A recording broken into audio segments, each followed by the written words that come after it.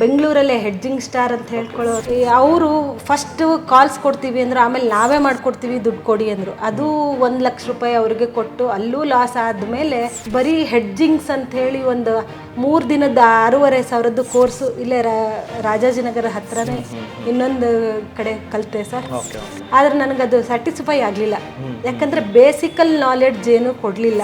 ಬರೀ ಹೆಡ್ಜಿಂಗ್ ಮಾಡೋದು, F&O ಮಾಡೋದು, ಅದ್ರ ಬಗ್ಗೆ ಮಾತ್ರ ಕಾನ್ಸಂಟ್ರೇಷನ್ ಮಾಡಿಸಿದ್ರು. ಅದು ನನಗೆ ಪ್ರಾಫಿಟೇಬಲ್ ಅನ್ನಿಸ್ಲಿಲ್ಲ. ಮತ್ತೆ 3 ತಿಂಗಳು ಬಿಟ್ಟು ಮತ್ತೆ ಹುಡುಕಾಟ ಮಾಡ್ತಾ ಇದ್ದೆ. ಆವಾಗ TD ಅಕಾಡೆಮಿ ಬಗ್ಗೆ ನಾನು ಯೂಟ್ಯೂಬಲ್ಲಿ ನೋಡಿದಾಗ ಒಂದು ಸಮಾಧಾನ ಸಿಕ್ತು. ಆ ಸಾಧಕರು ಹೇಳೋ ಮಾತುಗಳನ್ನು ಕೇಳಿದಾಗೆಲ್ಲ ಒಂದು ಸ್ಪಾರ್ಕ್ ಆಗ್ತಿತ್ತು. ನಾನು ಯಾಕೆ ಅಟೆಂಡ್ ಆಗಬಾರ್ದು, ನಾನು ಅನ್ಕೋತಿದ್ದೆ ಮನೋಜ್ ಸರಿಗೆ ರಿಕ್ವೆಸ್ಟ್ ಮಾಡಿ ಗದಗಲ್ಲೂ ಬ್ರಾಂಚ್ ತೆಗೀರಿ ಹೇಳಬೇಕು, ಡಿಸ್ಟಿಕ್ ವೈಸ್ ಒಂದು ಮಾಡಿದರೆ ತುಂಬ ಅನುಕೂಲ ಆಗುತ್ತೆ ಸರ್.